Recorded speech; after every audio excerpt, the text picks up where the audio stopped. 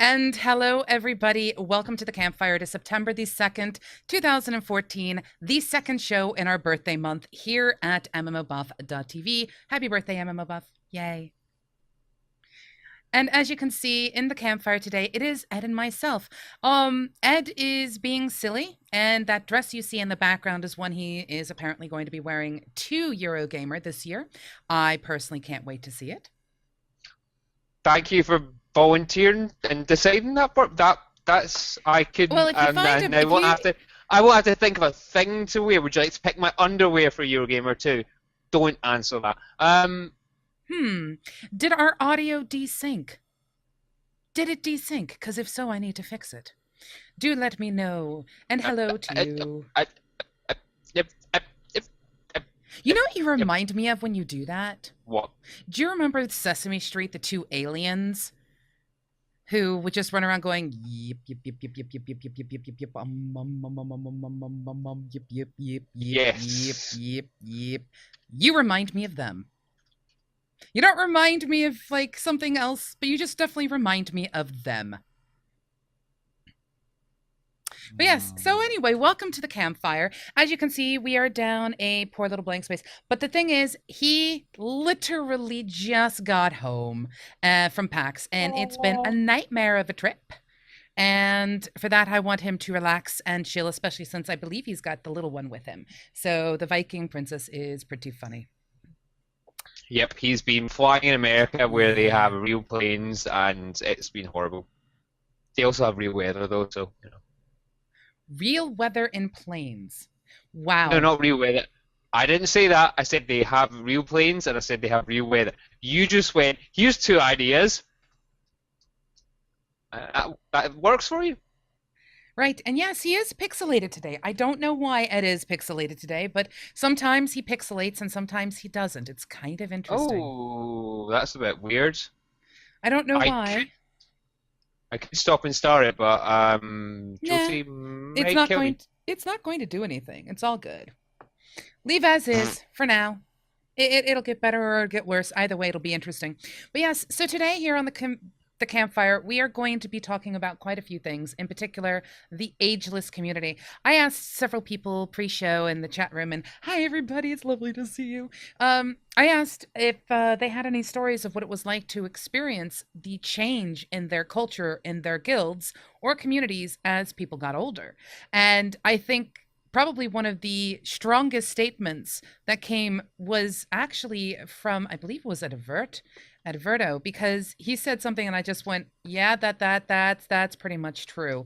So I'm kind of trying to scroll through everything to see it, but I believe it was something along the lines of, the older the gamers got, the less time they had to play games. That's a fairly common occurrence. As it is. It happened a lot. It's actually been happening with us in Afterlife. You've probably seen it as well in Enigma as people move on. But that's what got me thinking about this. Was like heading off to PAX and me coming back from Eurogamer and yeah, you said hello. Hello, Tasha. Me coming back from Gamescom and realizing that I had so many other things to do that had it been a while ago, I wouldn't have had to do. With Arcade coming up, I didn't quite have the time to commit to leading a guild in Arcade that I might have just given a punt anyway and gone for, whether I was really ready to go all in or not, because I would have had the time. And now I have so many other things happening. It's crazy, and it made me realise that's part of a lot of people moving on and growing up, and as guilds get older, these things kind of impact your guild. And what do you do about it? Or is it a bad thing? Is it a good thing? It's a whole other can of worms. Well, see, this is the thing. I mean, in our show notes, you made an incredibly, in my opinion, powerful statement. You had stated that life isn't all for the young and neither are games. And I think that pretty much to me starts to really sum up where, you get to see a little bit of the raid there that was going on because I accidentally clicked the wrong window. Yeah, my guild's currently raiding in WildStar. And here I am doing a stream on community with other things to do. But yes, exactly. You know, we live in a world where gaming is so much vaster and it's been around for so much longer. It's evolved. Communities have evolved. I know that when I first started out, I was in a guild that was mostly adults, was small, but mostly adults. And it was a wonderful little tiny community until key members just up and left. The entire officership literally up and left. And no warning, no messages, no notifications. They just stopped logging in. We heard nothing. We learned nothing. We know nothing. And that was actually the start of me going into developing my own guilds.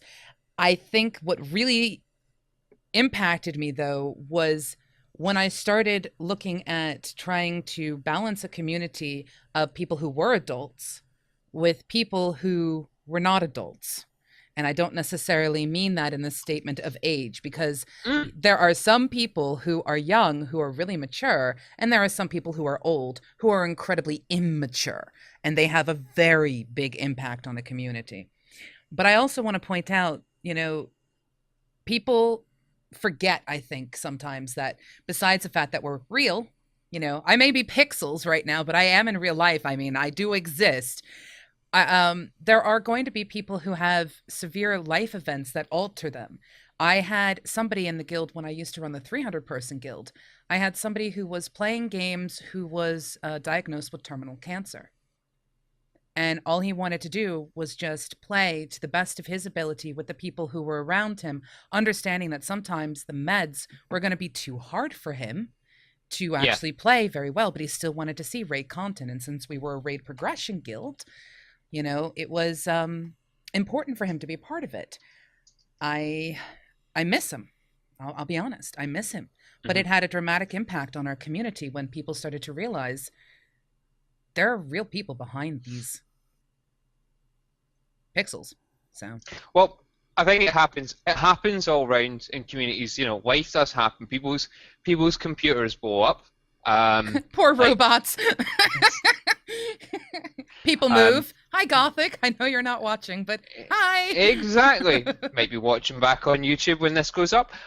People move. Life events happen, and that's fair enough. But one thing that's consistent is that people get older, and as people get older, generally these life events are going to occur and take more of their time. So it's relatively unusual for you to find that you've got a 30-year-old.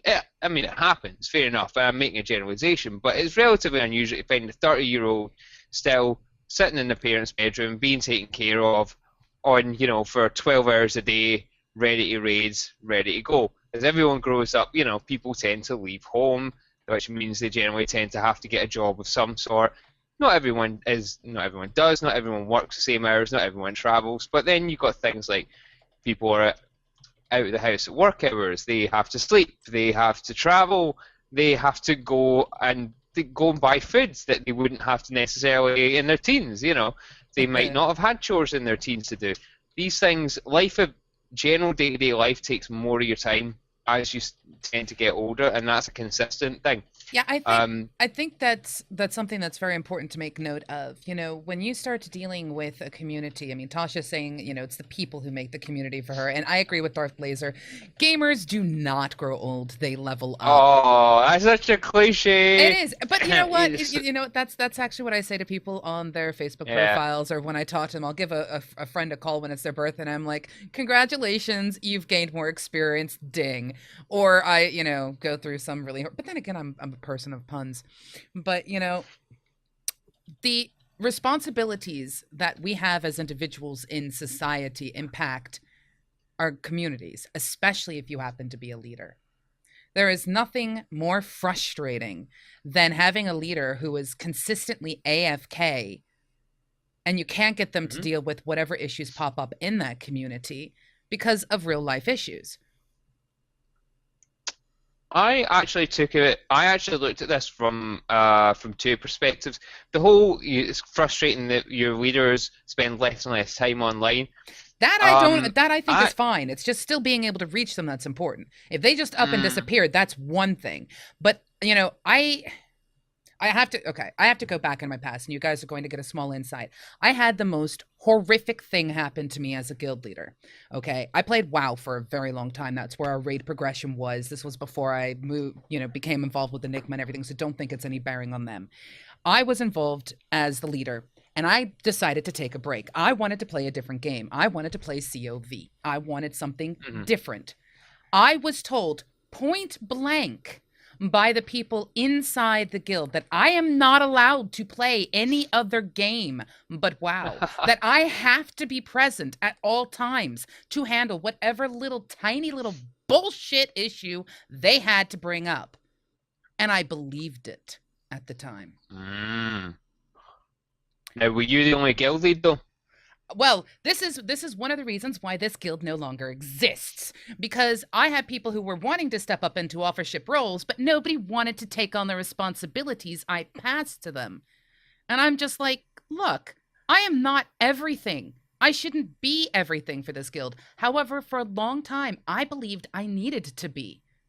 And it burned me out. I would stay up and I would be playing the game, and one shift of guild members would be going to bed. Another shift of guild members would be waking up. I wasn't sleeping because I was around constantly to try to sort out everything. I logged in and I had something like 70 messages in just whispers. I really am thankful for WoW Instant Messenger back then, because I really couldn't have handled that otherwise. It was just a nightmare, an absolute nightmare. But I believed that I was supposed to be present. I don't think that's the case. I think a guild leader can rule, quote unquote, a community in absentia as long as they're contactable. As long as they still make their face known. You don't have to be playing the same game. You don't even have to be in the same, arena, so to speak, and, doing raids if you're raids, or PvP if you're PvP. But you should still at least be contactable. So from a guild lead perspective, how did you deal with that then? With them being all, you need to be present at all times and be our bitch? Yeah, I mean, essentially, that's no different to you having a life event. Can you tell I have a harsh feeling about this, looking back on it? Yeah, you sound a little better. I mean, I'm not saying that you're getting a bit savvy, but, I'm keeping this. I'll tell you what. I will bring out my I have a paintbrush on my desk. Don't ask. I will bring out my paintbrush of doom, and I will rewrite. I wish I could rewrite history, but I learned from it. So how did I handle it? To start, I went through a month of depression because I felt guilty for letting the guild down. I then had a select few of people who said, that's not right. Why are you listening to that? That's actually unhealthy. And those individuals pulled me up and basically put me back on my feet and said, what you need to do is rebalance things. Do you know what I did after that? I turned to the entire officer corps. And Zahiri, sadly, in that time, I didn't have a good solid structure for support for the officers. I did everything. I did everything from raid organizing to the website to the scheduling of social events to the handling of the guild bank I did everything. But what I did is I had a guild meeting with the officers and I said, I'm stepping down. Who wants to step up? The officers said, oh, we've got this. We can handle this. For 2 weeks, they accomplished nothing at all. Nothing was accomplished. It's like they didn't know what to do because I had done everything. And you know what? I do not blame them. I, as a guild leader, never taught them what needed to be done. I never held them accountable for what they said they were going to do. So how is it that they are supposed to be expected to take over roles of leadership in any way, shape, or form if I didn't hold them to the, I'm not touching that, that's your area of expertise. You tell me what you're doing. I didn't do that. I learned the hard way that when you love something, which I tend to do with communities, you sometimes have to say, I can't do that. That's not my area. Well, that's the thing. Without going off on a tangent too much, I mean, we've had. I have really strong feelings about that one. Ugh. You do it hard. You do it hard. But to some extent, that the reason that I asked you about that is because that's no different to someone having real life events when, as they get older, I've got to spend. Say I've got to work overtime for the foreseeable future. We've got a major project in work, and having to understand what's going to happen to keep the community going if you visit, you can't be there as a guild leader. I've had situations where I've had to step off as well, and when I've had to do that, because at the end of the day, I've had to lay the structure, I've had to give roles to people, I've had to, make sure people know how to do the job, give them fair warning, and then step off. Now, honestly, after I stepped off, things trundled for a little while and then kind of just died. But sometimes it works, sometimes it doesn't. It worked once, it didn't another. Unfortunately, that's because some of my officer corps they were getting older as well, and they were deciding to focus more on their careers or their real life, and unfortunately they decided to do that, and the guild kind of lost a lot of peripheral people, kept a core but didn't really in certain games, and that happened, and you can't always account for that sort of thing when you're a guild lead. A lot of dealing with people getting older and deciding to play the game less is about accepting that. Yes. And that's something that I wanted to really touch on, is that there's a number of different kind of ways to look at guilds getting older together, and there are good things to it, but looking at the more challenging aspects of it, one of them is those people you rely on, those officers, the people that you rely to do stuff, when they decide that they're going to step away, that they are going to have less time to play games, they're going to ask you to go ahead and take up their raids, or they're just going to go, I'm not going to raid, or I'm not going to spend time doing admin. What do you do as a guild lead? Do you look for new people, or do you look to take on more of that? Well, see, this is the thing. This is one of the big problems that I think a lot of officers or guild leaders or even guild members who aren't in roles of leadership or direction or support miss. When you have a situation where the guild has been a particular way for a while, people are used to we'll say Sahiri's, Sahira 317's raid leading style, and maybe they're incredibly familiar with the way Darth Vader handles PvP, and maybe they're used to those people in those roles. And the moment something comes along and you actually have to make a conscious decision to change things to keep the community going, either by changing your community's purpose or by altering who's in what role, there's going to still be bumps, because people are going to be like, well, Sahiri never led the raids this way. Robots never handled social structures this way. Why are you doing it this way? Why is it changing?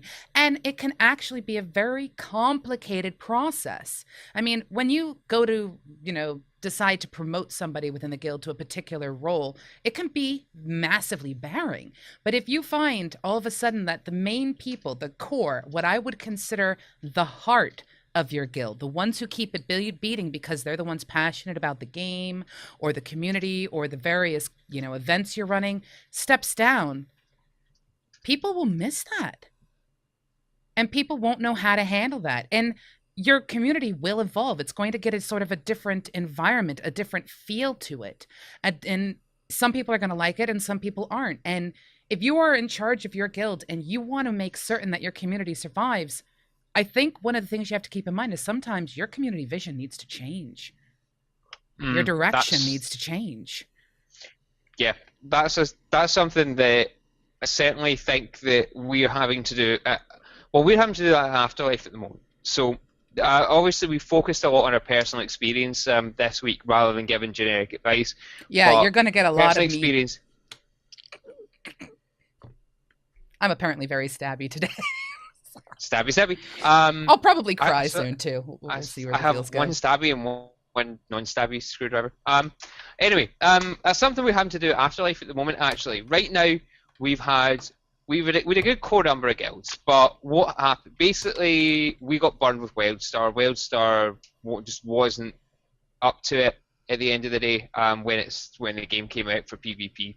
And we had a lot of people have kind of petered off, and what we've had to do is, because we don't have a core of like 18-year-olds now who are looking to just be able to jump straight back into stuff. Some of the guys in other games aren't playing as much as they used to. We can't just pull people from other games and put them in.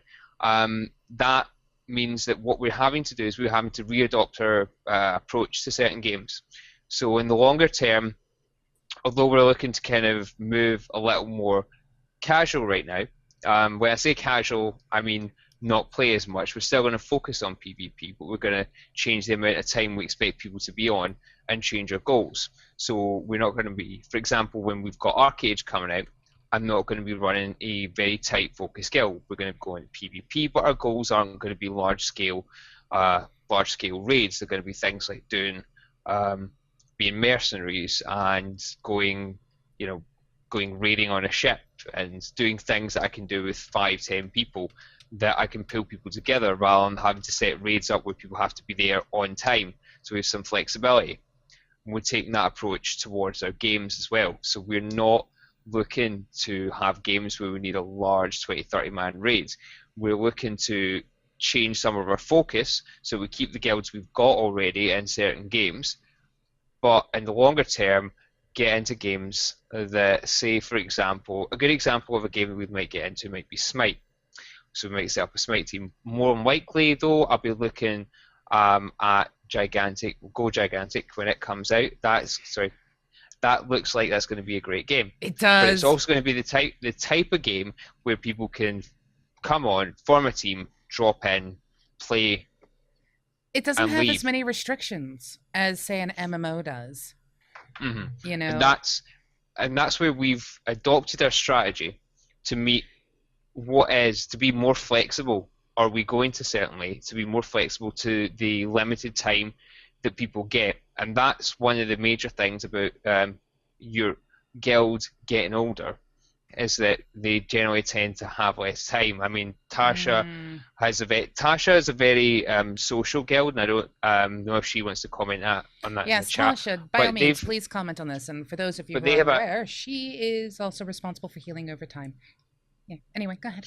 But she's a very social guild, which means that they maybe don't have as many they have things like guild missions, but they don't have as many focused large-scale raid goals in game as, say, another guild like, say, Enigma might have. So that may make life more easier for her to be flexible, because they don't have the same structures that rely on people being here at this time for this long. And that's one of the big problems with guilds that start to age. Well, see, that's the thing. Let's take, for example, you're involved in running a community that handles multiple games. I'm involved in a guild that is focused on one game and only one game, and yet there is still this entire side to Enigma that has a very social kind of atmosphere to it. We have people in the guild who don't play WildStar. We have people in the guild who will never play WildStar. We have people in this guild who play WildStar when they can timely log in. I'm one of them. We have a lot people who fit into that category, but what we also have is a massive raid group. I mean, like I said, there's a raid going on right now for my guild. They are currently in, and they're currently tackling some bosses, and I wish them the best of luck. But, hey, blank space! Yay, hearts. Got to get those in there. Hello, bonk. But, when you start to have a community that's been around for, say, as long as Enigma, for example, November 11th is Enigma's 9th birthday. There are people who have been in the guild since the very beginning, and there are people who have only just joined within the past couple months. So you have those two different types of things. Since the beginning of Enigma. I really need an echo here. Wow. Does that work? No. Damn it. You are very odd, but yay. Okay, so anyway, what is going on and what's happening is you have two different parts of the community, but you still want to try to keep them together, and it makes it very difficult. When you have people who have been around forever, who've experienced when Enigma was 40-man raiding and WoW, down to when they decided to leave after they truncated the raid sizes down to be even smaller. So, we have people like that, but now we have people who are so focused on WildStar. When time comes, let's just say that Enigma decides we're done with WildStar. We're now moving into a new game. We've experienced all the content. We're burned out, etc. I can almost guarantee you, sadly, a good portion won't be with Enigma anymore. They'll be looking for the next guild that will satisfy their gaming. However, there is going to be another sizable portion that will stick around even if there is no game selected. like we have right now. We have Is some that people who aren't so? playing it. And it's a good thing, but it's also a bad thing because it can create a divide in a community. And it's a very delicate balance to master. How do you ensure So, that you give time to the people who are playing the game, yet also respect the people who are the community, who are just social? I mean, it's one of those things. you mean I'm sitting there going, how's this affected by Adrian? You mean when you change the focus of a community because age impacts it? When a community has been around forever, you're going to have players who Yeah. get burned out on playing games, but they just hang around just to talk to the people who are present. Mm. Because, you build friends. I have lifetime friends who I still speak to from, God, years ago, who were in my gaming community. I have new friends that I'll probably forever be friends with for the rest of my life, whether or not Enigma exists or whether or not it does exist. I've got friends made through my gaming community. However, Hmm. what ends up happening is when you have people who say get burned out on playing certain types of games, if you take your community in the direction of a game, you are going to have an almost divide in the actual culture of your community. And it's something where you have to kind of foster both sides so everyone still is part of the community and knows, I know that person. They may not play WildStar, but I know them and they're a joker. Or I know them and they like to make really bad puns or whatever. To keep that community rich, you have to bring both sides together, but at the same time still let them foster, because otherwise, it's kind of like if you just went, well, we're only just going to be focusing on Arcade now. All the rest of you can get out. If you're not playing Arcade, screw you. You can do that in your community if you want to. But if you're looking to foster a long term community, you may not necessarily want to take that route. You don't want See, to turn your this back is on the people who have helped you over the years.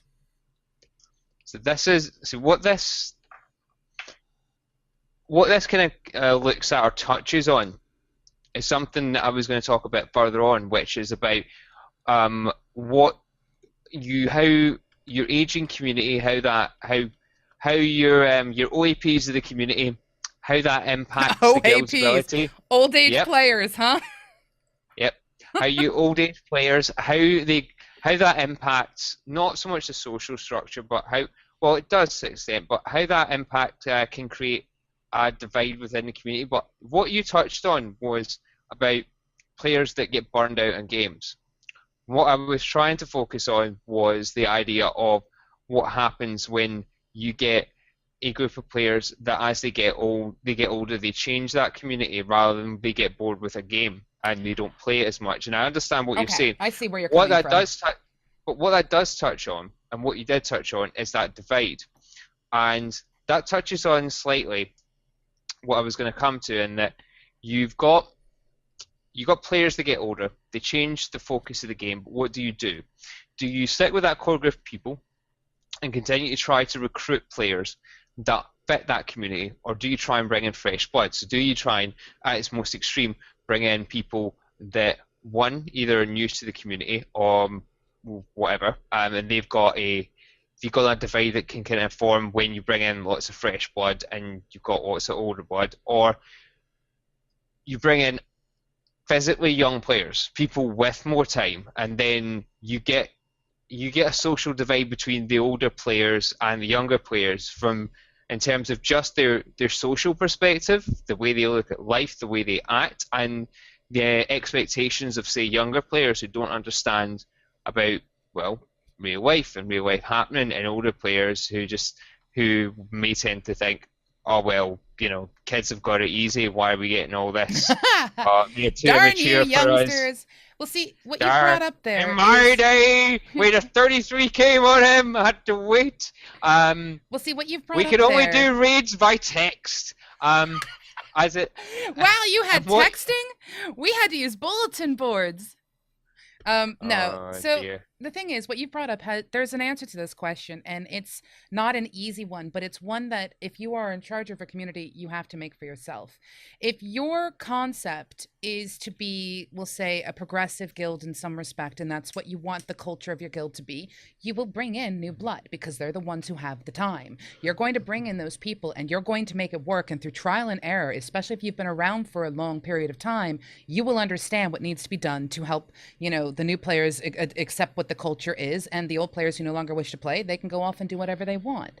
But if you were trying to foster a different type of community where it's more about the social interactions than anything else, you have to make a decision what type of culture you want for your guild. Because who's to say you bringing in somebody who's 14 years old into your culture cannot add to it if they meet the culture requirements? I still think one of the greatest experiences I ever had as a guild leader was getting a 14-year-old kid interested in reading. I got a chance to influence this individual's life, and my fingers are crossed because I've lost touch with him, sadly. But my fingers are crossed that he found a love of reading that allowed him to expand and just grow and become better for it. I mean, that to me was amazing. You can bring fresh blood in and you can teach them about your culture, and maybe they'll learn from you. It's kind of like, if you have an impact on children who are playing. If you want to sit there and in your, we'll say your hardcore PvE guild or your hardcore League of Legends guild or clan or whatever you want to call it, and all you do is get angry, frustrated every time someone logs in, they're like, sorry, I've been gone a week. I broke my keyboard in that last match and I had to wait to get a new one. If that's the kind of thing you want to teach to the people coming into your community, I don't necessarily think it's fair, but hey, go ahead and do that. But you can bring young blood and teach them culture. So in the end, do you bring in new blood? Do you not bring in new blood? It's up to you to decide what type of culture you want your community to have. And it's official. Darth thinks that you should be allowed to mentor 10-year-olds. I shouldn't, but you can. That's fine. Trust you with 10-year-olds. That's the thing. Like I said, there's something awesome about having a guild member who comes into the game and goes, man, I really hate school, because he was 14 years old. He's like, I bloody hate school. This is horrible. I really don't like reading. I can't believe we have to read this stupid thing called Old Yeller. Blah, blah, blah. This is horrible. I should be doing something better. I'd rather be playing games. And then I started talking to him about the joys of reading. And I was like, well, have you read this yet? He's like, no, I'm not going to waste my time with that. 3 months later, he logs in on a weekly basis and goes, I've just finished 3 new books. Have you heard of this, this, and this? Can we talk about it? Oh. That kind of stuff, you're sitting there going, I'm having a positive impact, because not only is he learning how to raid in an environment that's fun, but he is also learning and experiencing things that impact his real life. It's all about the culture. My answer is, do you bring a new blood? Do you not bring a new blood? In the end, it's about the culture. You teach the people who come into your guild, whether they are old or young, what the culture is, and in the end, they can either accept it or not. I think that culture, though, does that set the same expectations for those older as old age players as it does for new players? If you're looking to bring in new players, do you set the same expectations? Or is it more about being clear and concise to those new players, or those younger players, shall we say, than it is about setting similar expectations? Because let's be honest, an 18-year-old is going to generally tend to have more time to sit and play a video game rather than 30, 40-year-old that's going to... Sorry. Now, that's the thing. You are right. But what you're asking, it's kind of a dual-edged sword here, because when you bring in someone for time, everything's going to have an impact. You're saying, do you bring people in and, oh my God, your question just kind of left my brain, but I had the perfect answer for it, so I'm just going to smile. It's about expectations. The expectations. See, that's the thing. That's where having an understanding of your culture is so important, in my opinion, okay? If you understand what type of culture you're trying to foster, at that point in time, the old people will be able to train the new people on the culture. Calling them into check when someone decides to do something like, hey, I'm going to go do my own PvP arena. No, you're not. We do it as a guild, or you don't do it at all. And if you don't like it, there's the door, if that's the type of culture you wish to have. But in my opinion, the expectation should be the same. You should not hold one group to a different set of expectations than another, except maybe relying on the people who've been there for 4 years, 5 years, who know what goes on and how, either drama gets handled, or how the issues get changed, or how the structure gets modified to fit a game or whatever, helping them to teach the new players what's expected. So that sort of approach can work well in a single gaming guild. In a larger gaming community that's multiple games, but when you've got players that aren't necessarily even playing a particular game, does that really work? Of course it does. Think about So this if for a I've got second. so no no You, wait, you bear with me. If you've got three games, right? okay? You've got one game is one set of rules. Do we Hmm. hold everyone in the other games to the same set of rules? So they have to turn up at a particular Okay. time or a See, particular place, put what up you're a talking particular about there is not the yeah. culture. You're not talking about a culture. You're talking about the responsibilities required for that specific game. Culture Do you is mean the different. expectations of the players? But see, that's it. That's a responsibility to the players to the game that they're playing. Culture is different. You know, Okay. if So you what? had, let's just say that you had a League of Legends community, let's say you had an Arcade community, and let's say you had a World of Hmm. Warcraft community, because there are things that people like and things like that, okay? You have those three different communities. Now, each one is going to require a different set of focus and direction. You know, maybe the WoW guild is specifically PvP, maybe the Archage guild is all about crafting. I don't know. Let's just go with that for this moment in time, all right? If someone stopped playing League of Legends and decided to come play WoW because in a community, you've already got a community set up, you can come across and play, they should still culturally still fit with that WoW group. They will have to relearn what is required to be in that guild, in that Right. particular game. But the culture it should still be there. Culture being things like, are you forgiving if somebody makes a mistake? Are you the type who wants to teach new people? Do you want people to learn to be self-sufficient? Or, you know, do you want to have people who are angry and hostile and take the game so bloody seriously that they break their monitors when they make a mistake? Maybe that's the type of culture you want. In that case, it's not game specific anymore. Culture has nothing to do with the game. It has to do with the interactions between the individual members. That's all I'm saying. Right. That's culture. Right. So the question wasn't about culture, it was about expectations. Culture's part of that, and I agree. But should we put players to the same expectations? And I think the answer was not all the same expectations. I'd say Yeah? responsibilities over expectations because I think we're talking semantics here at this point in time. We are, but what I I want think to we're do is make it arguing the semantics and the definitions of a word, which I I'm sure you think guys that's a are fair loving. But you know, yeah. But what I want to do is I want to make it clear for the audience rather than well, arguing well, semantics. see, that's the thing. I See, here want to it make says it. Culture is people focus, not content focus.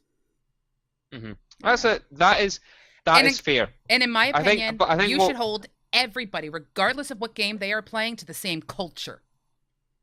That is hmm my personal that's opinion. So that. yes. Well, actually, it was no, but yeah. Anyway.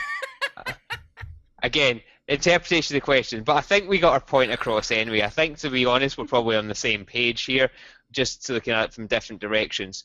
Absolutely. And in that respect, I think it's something you got to bear in mind. At the end of the day, that's the important thing. You've got to bear in mind if you bring in, as your guild gets older, and your players turn into old age players or old time gamers Let me or get whatever my you want to call walker. them. Or you've got Er, to understand that when you bring new players in, these different groups are going to be different, be it because they've been in the guild longer or because they have different, the resources they've got and their life has changed over time. So the same expectations, the same game responsibilities aren't going to be appropriate for them as they were when they came in the guild, and being clear about that is an Oh, important thing. Clarity when someone enters the guild or your community is important. As I've always said, it can get around so many problems if you're clear during your interview process. And I've completely lost the train of thought as to where we were on this now. What I did, what it I comes know. down to, be clear about what your culture is, be clear about what your requirements are for your Mhm. games. If you bring new people in, make certain that they understand what's going on. If people who have been around forever have problems with the directions you're going, hear them out, but understand that you as a guild leader may have to overrule them and say, we're changing things. Robots Hates Me adds a comment. I find most large successful guilds/clans that have been around for a while tend to expect a lot from new members. I've in the past felt like I was being handed my Wendy's uniform, helmet, job description, pamphlet, and then expected to conform to this culture instantaneously. If you have run into that particular situation, they did it wrong. They did it wrong. In all It's that honesty, that I have to say this because I have seen this and I get so frustrated with people who expect people to be sheep. I get absolutely frustrated with that. You can have a culture without being a sheep, you know? So if somebody decides that here you go, you need to fill out, your W-4 form for those of you in the United States, or you need to fill out all those fancy little forms for taxes, etc., just to join our guild, that's bullshit. It really is to me, and I'm going to stress this is an opinion. What they should have done is said, come in and experience things. Like Ed said, they have a trial. They have a trial period. Let people get to know each other. Ask questions, present people with scenarios, put them through the ringer in their interview process. I mean, one of the things we joke about lovingly in Enigma is it's time to pull out the hot coals and the pointy sticks. That's an interview process with Enigma. And we don't ask easy questions. We don't care what the answers are. We just want to know how somebody thinks. And we can generally tell through years of the process that this particular process has been made for Enigma, whether someone is going to match the culture or not. And we can then go, you know what? I don't think we're going to be good for you, but I know of a guild that'll work for you. Go check them out. Or, hey, you know what? I think you're going to fit in fine. I think it might take you a little while to get used to the fact that we're not like your old guild, but don't worry. We'll work with you. When you have questions, ask them. We'll take care of it. That's how we do things. But if people are expecting instantaneous, sardine can kind of mentality, I have one answer to that. I am strong on that one. I am apparently really strong. I need to you're put my having that. killer paintbrush away. It's all right. You're having that sort of night. It's fine. I'm just letting you go. I'm gonna next rant. I'm gonna go and get a drink. I'm gonna go make some tea while you rant. It's fine. I am so sorry. It's all right. I'm just kind of like, yep, kick back. This is an easy show for me. It's fine. As it stands though, the issue, all these sort of issues, and this impacts the way that you recruit people. Because we have talked, and Josie again talked on having trials, being clear on interviewing, but it impacts your actual recruitment strategy. Because depending on how your goals change, because as we've talked about at the start of the show, your goals generally will tend to have to shift as people get older because they get less time. Mm-hmm. The community ends up being much tighter as well, and generally tends to be more social. If you're doing things right, you may have done things like you have gone to real life events, you will have run things in game, you may have been in multiple games together. You're a very tight-knit community for what's still there or what you've grown to, depending on how your guild either contracts or expands or kind of stays at a medium level. So your recruitment strategy may change, and that depends on your goals. So you've got to bear in mind you can't just keep putting out the same recruitment message all the time as people get older. Your guild's goals change, and you have to amend your recruitment strategy accordingly. So you may want to pick up a few people. It may not matter what age they are at the end of the day. We kind of got segued before I could come to this, but it may not matter what age they are. You might just want a few people to be able to form small groups and go and do stuff on a consistent basis, and you may want to rail back things like your activities and how often you do them so that you've got more flexible social time.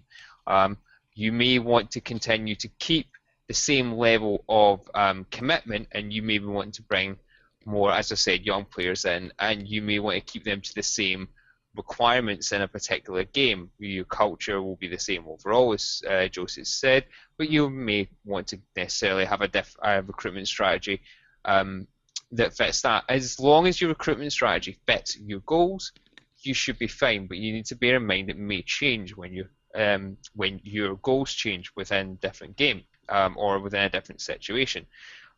You're also gonna, like Pseudo said, you're gonna need to recruit properly because it's going to be harder for new players to come in and break into that social circle.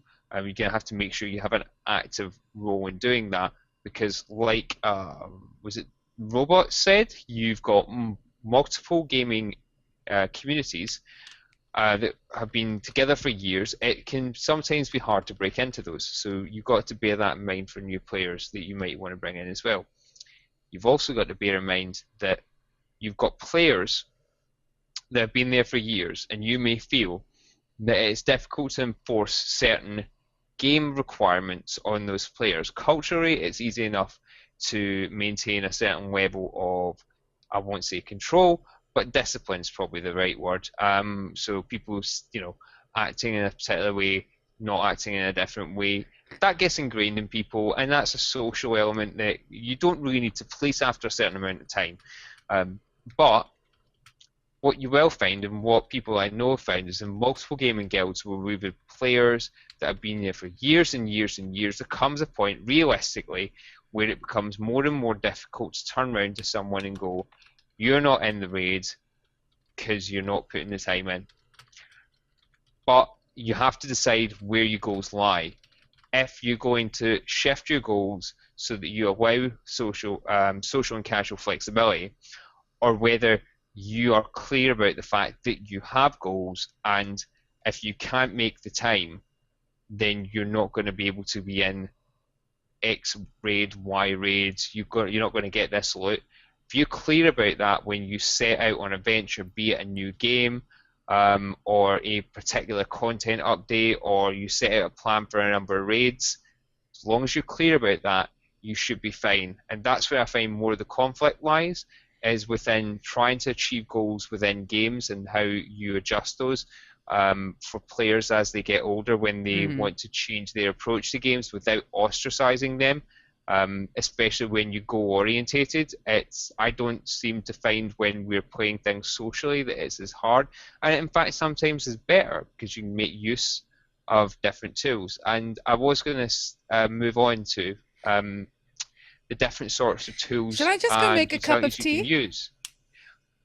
You can go make a cup of tea, but I was going to actually ask you what sort of tool, what sort of tools and utilities you can use as people move off of being able to log into a game or TeamSpeak.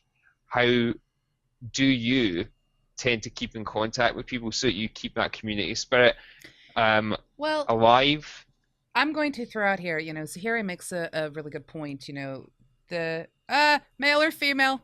You say, Zahiri, with the Ageless community, though, clicks do form in long-standing communities. Now, this is something you were just talking about. It can be a bit difficult with goal-oriented guilds. The thing I want to point out is basically the answer I put in here.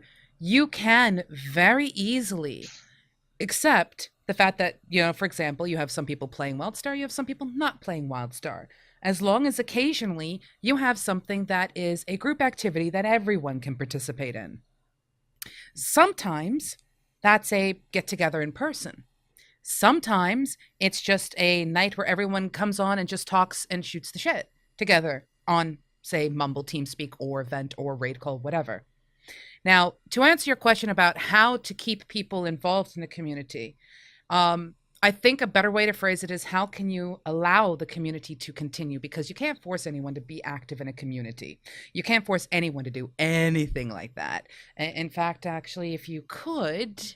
and also, by the way, you mentioning disciplining in the guild, I just got this picture of you taking guild, bending it over and spanking it. It was really funny, and I just had to share that. Spank the guild. I prefer a knuckle duster, but all right. You want to knuckle duster the guild? Great. And bend them over with a knuckle duster. For those who didn't know, Screen happens to be a sadist. Okay, so one of the things that you can do is you can offer tools and things for people to use. For example, in today's day and age, and I am so thankful technology has advanced, and if you ever want me to get me on a talk as to why I'm a geek, why I'm a developer, why I'm a programmer, why I'm involved in anything when it comes to computers, I'll do that, but it's not today. In fact, you guys can ask me that next Monday during our Perspective show. Offer tools such as WhatsApp, allowing people to remain in touch and just talk about what goes on in their daily lives. I get a real kick out of people who post pictures of the stuff they're doing at work. I get a real kick out of people sharing things. Now, that's a phone-based thing. If you happen to have a community where you have people who don't necessarily have phones because maybe they're younger and, they may not have the phone because their mom stole it from them, or I don't know. Or maybe you have people who are just not technologically advanced and still prefer to use brick phones. I know some of them. I'm looking at you, Ryakachi. What you can do instead is use other What? applications. There are things like Slack.com. It is basically a glorified IRC that works cross-platform. It works beautifully for communities who just want to stay in touch with each other, share notes or share pictures or something like that. You can foster that by offering tools. One of the things we discussed last week in the security is we talked about how Facebook can be a good thing and a bad thing, which is why I'm not going to recommend it. What I will state, though, is that there are tools out there that you can use to set up a community outside of the computer, which allows people to go and have a life and maybe type in, hey guys, I'm stuck at the dentist. Or for example, like what Blank was doing with us today, he was trying to keep us informed of every step of his journey back from the airport so that we knew whether he could join us today or not.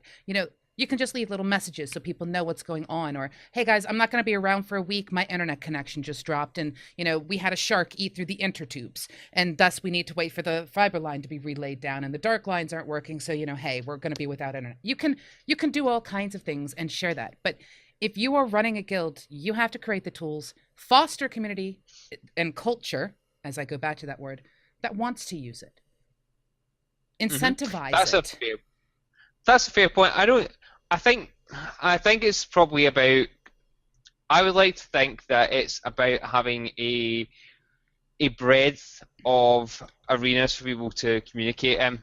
What I found is that I mean, I know you don't recommend Facebook, but I'm going to be realistic here. People use Facebook. Oh yeah, that's it's fine. One of our. It's our. Our closed Facebook group is our biggest communication portal for legacy members. That's what you did. You've made it private. That I can get behind.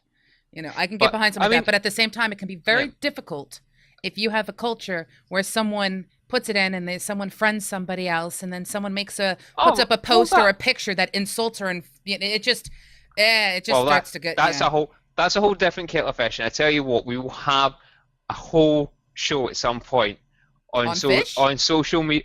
On fish, yes. On fish. No, on social media from social fish. We're gonna have it on social fish. Social fish. On social media and guild communication and all that sort of nonsense. But we'll not get segued into that right now because there's a segue out there waiting for us later. Yes, there is. We got a question. But do you want to answer it? Well, I'll wrap up quickly on this then. Basically, our biggest by far area of communication for legacy members, that being people that have played in Aeon and don't play any other game with us, but don't want to have to log into the forum all the time because there's not a game that they play, is Facebook, and they still log into the closed Facebook group and they'll still talk when people come up and going, are you guys going to play Arcade at some point? And we arranged to get a group together during the open beta. That's happening because eventually that's where they come back to. People don't necessarily log into the forums all the time. They use the shout box as well. Having a shout box available, it's easy for them.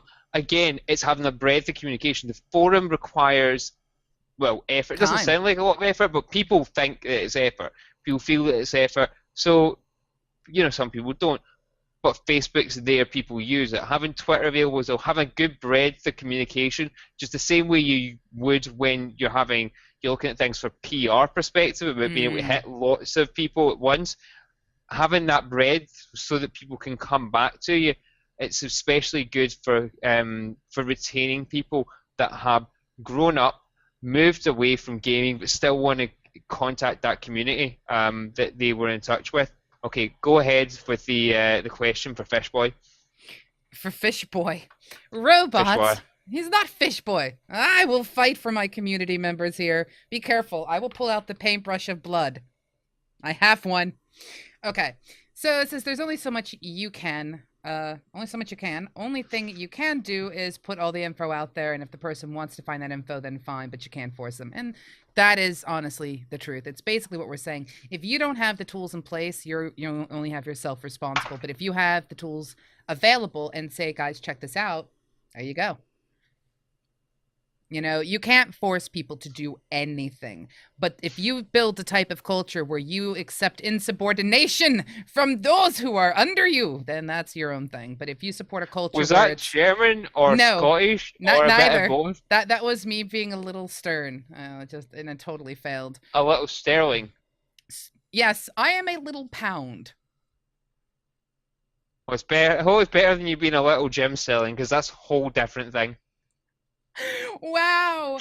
Holy cow. Holy cow. Wow. You're a little gem selling. I'm a That's little fine. that's great. Thank you. But yes, You're a little gem you selling. just have to have the opportunities, foster communication through those channels, and if people wish to stick around, they will, and if they don't, they don't.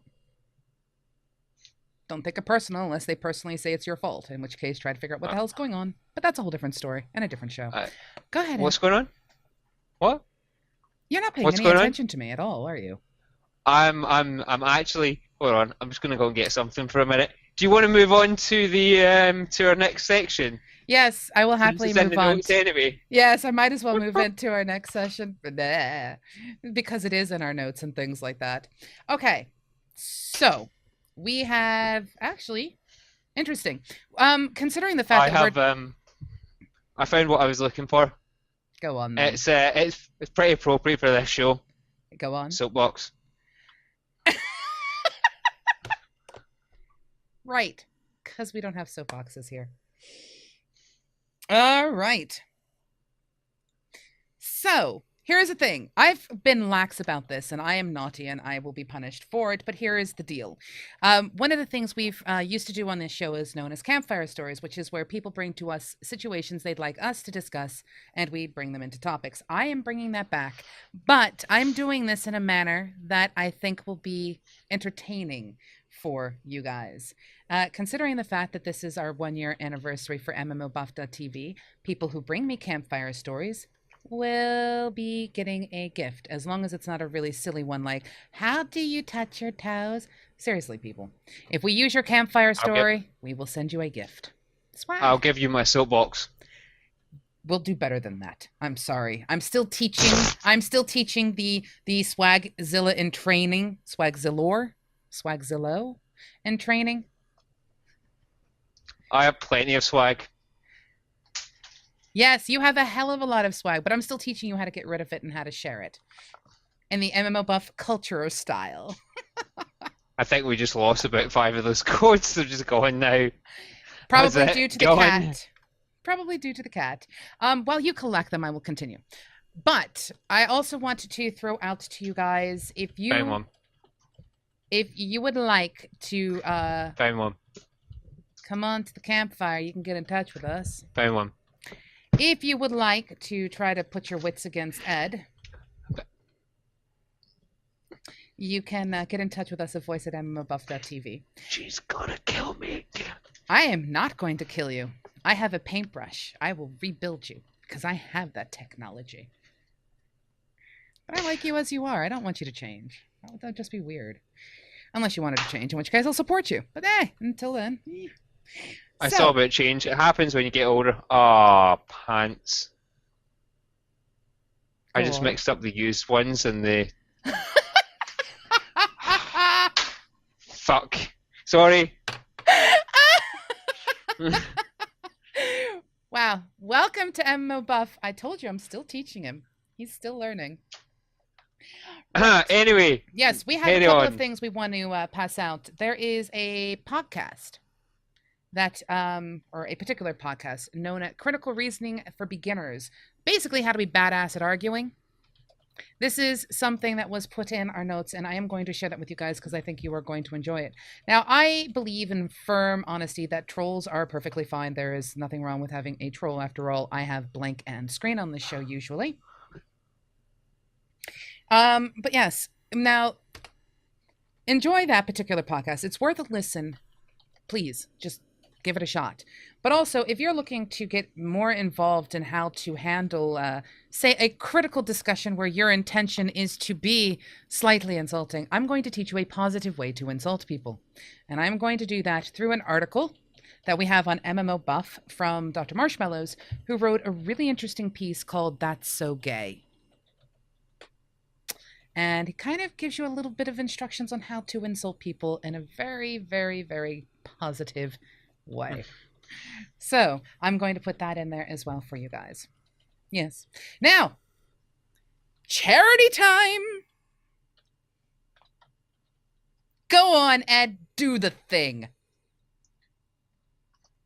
Okay. Are you all right? I think we recovered all our codes. I think we should be fine.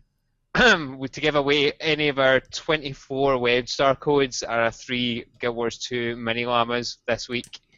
It's awesome the amount of them we've got. So yeah, now we're actually getting back on topic. Sorry about that, everyone. We kind of segued slightly. Probably my fault, mostly. I'm just bringing stuff up. What we normally do on this show is, if we can, we try and highlight special events that communities are doing, mostly charity events, and we try to. So in the past, we've had things like Healing Over Time, we've had the supply drop that Mr. Bonkspace does. We've had a number of things now. Usually every year, the team at Gamers Giving Back, they run an event called Pink Day in LA in Guild Wars 2. Sign up, I believe, is for the 25th of October, and there is a thread in the Guild Wars 2 forum which I will post a link to. Basically, Pink Day in LA it's a fantastic event. It goes on every year. It raises money for fantastic causes, and I would encourage you, if you do play Guild Wars 2, to go and have a look at the planning thread, find out more about it, and they're not asking for you to donate any money at this point, although they do normally give away loads of prizes. Usually the game gets behind it and they get things like they get limited edition t-shirts and box sets and collector's editions. They have in-game gold to give away. They usually give away legendaries. They give away loads of stuff. So even if you've got some time to help out, yeah, get free stuff. Help out. Help out in charity. Pardon? Help out a charity. Oh, help! I thought you about how about the charity. I'm like, it's a charity. We've also Thank got. You for thinking so little of me, but go ahead, on your way. Say your piece. It's what? Okay.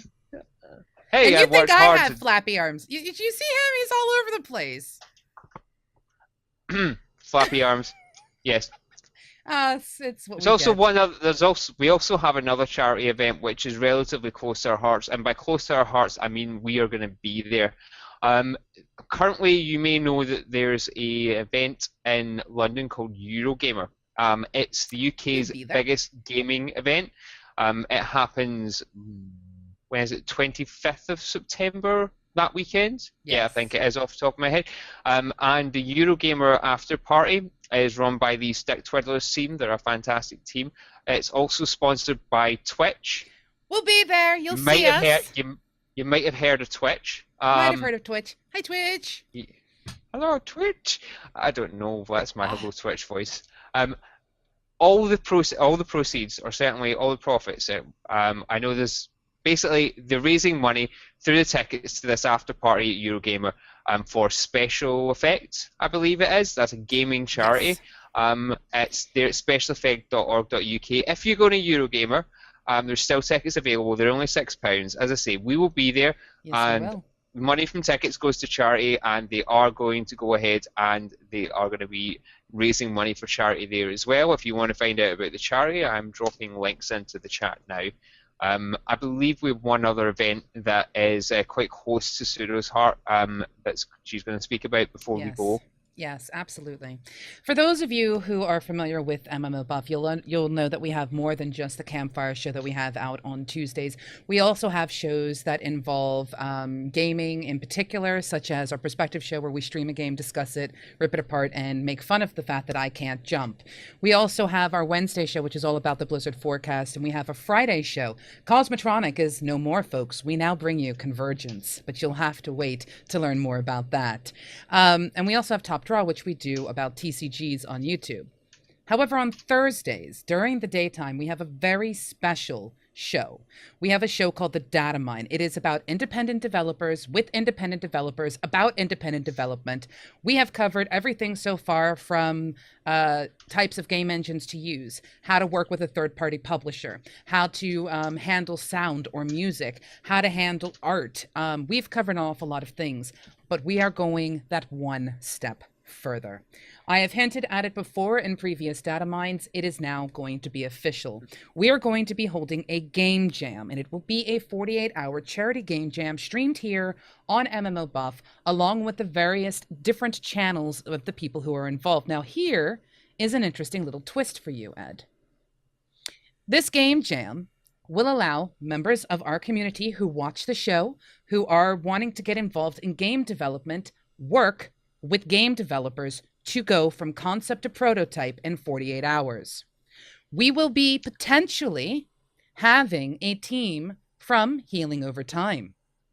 We also may potentially have a team from Twitch. That would be pretty awesome. I will be sure not to ostracize them too badly. Absolutely. And we are looking at doing the charity event with Healing Over Time as our charity sponsor. So I'm going to be working with Tasha to make this happen. Now, here's the deal. Over the next month, I am going to start dribbling out little bits of information as I get verification from all of my team leaders. I currently have several team leaders who are all involved in development. All of them have a game either under their belt, in progress, published, or multiple games published, and will be building teams. However, I'm going to tell you right now, if you are wanting to be on one of those teams, start learning now. If you are wanting to get involved, start picking up Unity. If you're wanting to get in art, start learning about what art assets are needed for games and how to do them. If you are looking to get involved in the sound side of things, start really learning. Because in the end, if you come to us and you go, I have no experience and I've never touched anything, I cannot put you on a team because it is unfair. So start your work now. And that is a little bit about our game jam. I'm not going to tell people what the topic will be. I'm going to be seeing if I can't work with a couple of other people who are going to be, who have run several game jams. And there's even the potential of the games that are created being put up for sale somewhere, but I am not going to say any more. If we can make the reindeer princess jumping puzzle, I will buy that. I will outright buy that. I'll buy it now. Just name it the Reindeer Princess Jumping Puzzle. I'll buy it. So even if it has nothing to do with the Rainbow Princess and jumping puzzles in any way, shape, or form, it's just named that, you'll buy it? As long as we can get a picture of Blank riding a reindeer across a rainbow, I will buy that. As long as it's on the front of it and it's the Reindeer Princess Jumping Puzzle, I will buy it. I will put that down in my notes. We'll see what ends up happening. But yes, so we have the game jam thing coming up with the data mine. Also, for those of you who are interested, a little recap of what's coming up. Tomorrow's the Blizzard forecast. Mizpa's got something planned. I don't know what it is. We'll find out. Thursday, we're digging into the psychology of game AI, and we have a researcher coming in to actually help us. And he's brought videos, and I've been watching them going, well, this is going to be one of those shows where I sit there and I go, I have no idea what you're talking about, but it sounds really interesting. No, I'm serious. It's going to be a fun thing. So we are going to get involved in that this Thursday. Friday is the very first show of the Convergence, and Ed and I are going to be on it. That's all I'm going to tell you. 2 times a week. 2 times a week you're going to hear us argue over semantics. Yes, and I'll tell you what. Soon, I'll have him on all 6 shows that we happen to have here at MMO Buff, and then I will stop doing the shows altogether. Now, I'm never going to stop. I love doing the shows too much. We have a response for that in Scotland. No. No. No. No. Also, bolt your rocket. Fishy on a foot and dishy. What? But they do, don't they do? Oh, who will de-doodle you? I will buy you a... I'm about to say freeze-dried Snickers. What? I think you need to go back to your double deckers then. I No. apparently do. Yes, okay, so I'm going to let you answer Robot's question. Robot says, so what is convergence? Now, for those of you who know, our Friday shows used to be Cosmotronic, which was all about WildStar.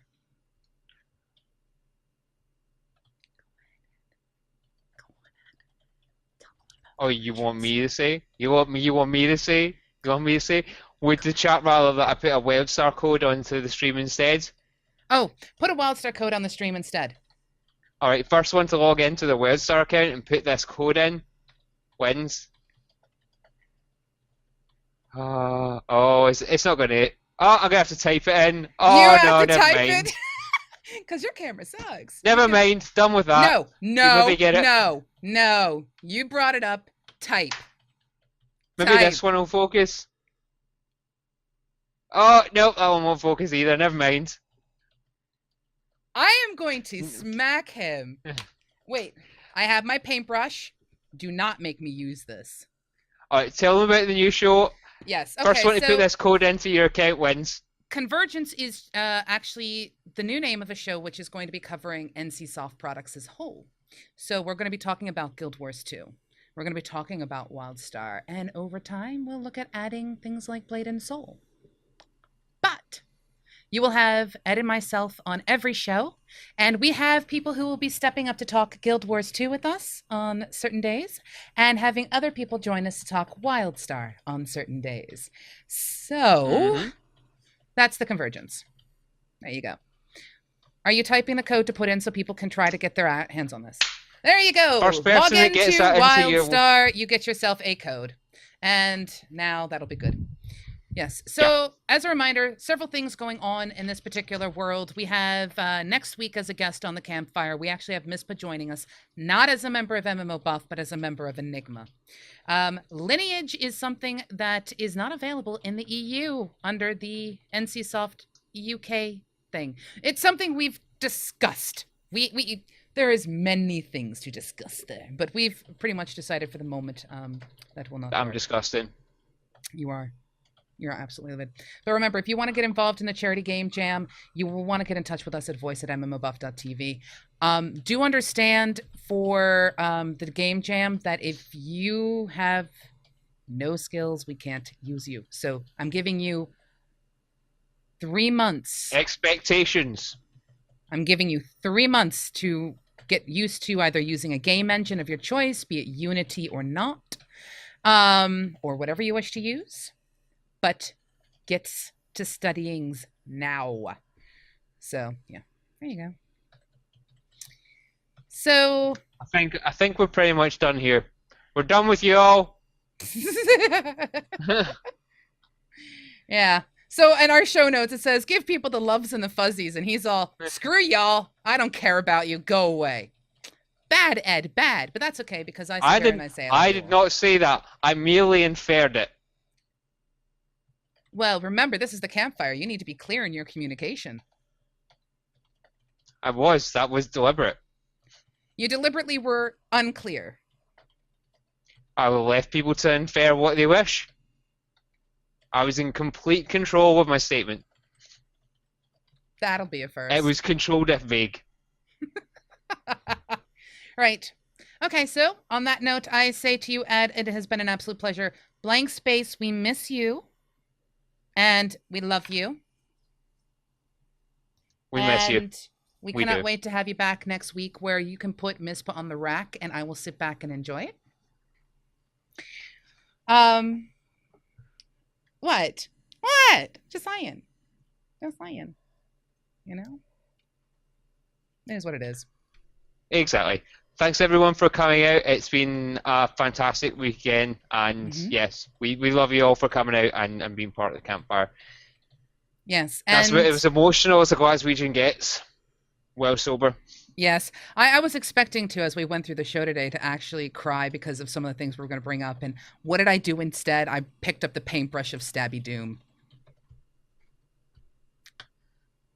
I got so angry during today's show. So irritated with certain things. People piss me off. Yeah, we're all Uh, about love and community and talking, we're all and about she's love and stabbing community, and things here I am trying to stab things with a paintbrush and things and stuff. and stuff and things. The And analytical voice of gaming stuff stuff. and things. I have to point this out. Do you guys want to hear something really funny? Do you want to hear what one of the names was that we were considering for our Friday show instead of Convergence? And it came from Oh. Ed. We should really wrap this up to pre-show at this point. I By the know way, we should, but I just want to mention of this because this is too funny. So Ed is all like, so I was thinking, we're talking about Wildstar, we're talking about Guild Wars.